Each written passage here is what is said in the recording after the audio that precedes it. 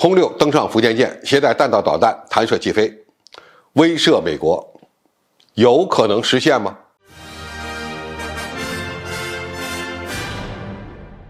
观众朋友，大家好，我是傅元绍。别人能挂的，我们也能挂；别人不能挂的，我们也能挂。弹射型轰6成功登上了福建舰，携带着198枚航空炸弹和1枚空射弹道导弹，飞上了天空。相信很多人都看过这么一段令人震撼的视频。画面中的轰6挂着满身的弹药，从福建舰航母上弹射起飞。如果这是真的，或者是未来中国航母能够实现的场景，那么的确能够对美国进行战略威慑。那么现在的问题是，即使配备了电磁弹射器之后，在003航母上有可能起飞轰6飞机吗？答案是根本不可能。首先，电磁弹射器虽然比蒸汽弹射器的使用范围更宽，更加灵活，既可以弹射重型的舰载战斗机，也可以弹射重量比较轻的无人机。电磁弹射器的输出功率范围是可以调的，但是这个调整也是有一定限制的，并不等于电磁弹射器就能够直接弹射最大起飞重量达到80吨级的战略轰炸机，除非整个电磁弹射系统进行重新设计。另外，就算电磁弹射器增加了功率，航母的甲板在设计时也没有考虑要起飞战略轰炸机，因为它造成的影响不可估量。第二，轰6本身就不是一种可以弹射起飞的军用飞机，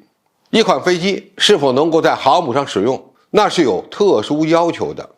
而采用电磁弹射起飞的军机又要进行相关的特殊设计，它既要适配电磁弹射器的瞬时大推力，同时呢也要增加机体的强度。当然，前起落架还要安装特殊的设备以连接弹射装置。为了保证前起落架以及机体能够承受瞬间大过载，还要对起落架和机体进行相应的加固。但是这种加固也是有限制的。就未来的使用情况看，中国的003航母未来能够起降的舰载机只有空警600舰载预警机、F-15T 重型舰载战斗机和 FJ-31隐身舰载战斗机，因为它们都是针对电磁弹射而专门开发的型号。第三，让轰6在航母上弹射起飞，非但不能提升航母战斗群的综合作战能力，反而有可能会带来负面影响。航母的战斗力主要体现在舰载机的质量、数量和出动频率，而轰6一旦登上航母，将会极大地压缩其他舰载机所占用的航母甲板空间。可以这么讲，只要轰6上了航母，那么其他飞机就带不了几架了。另外呢，由于轰6的尺寸、重量都太大，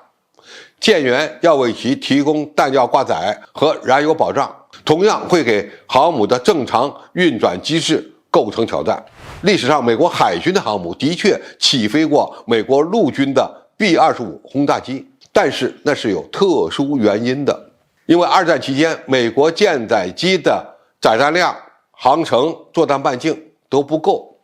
难以对日本东京展开突袭，不得已才选择了 B-25轰炸机，而且这些轰炸机只能停放在甲板上，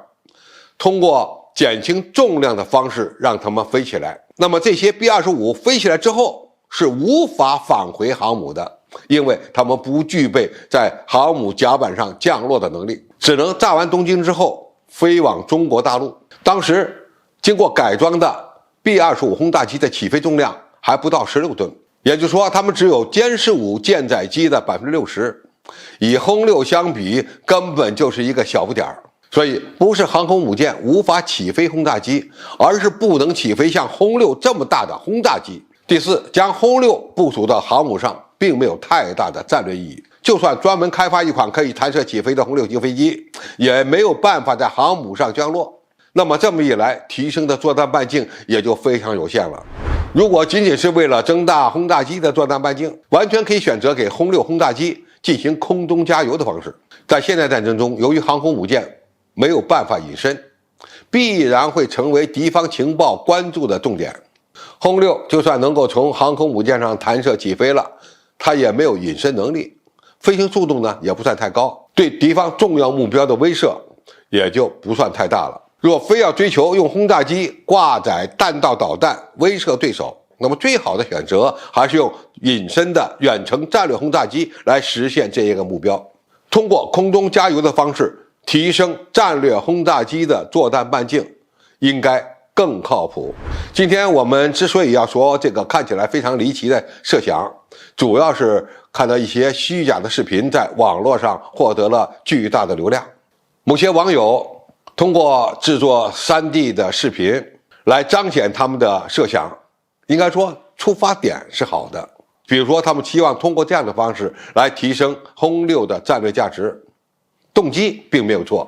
错就错在将这两种东西整合在一起，就变成了一场笑话。而且在制作过程中呢，故意用专业人士的话，以虚构的武器画面相配合，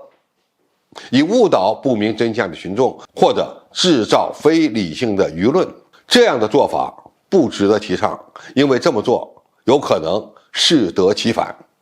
好，今天评述就到这里，谢谢大家收看，我们下期再见。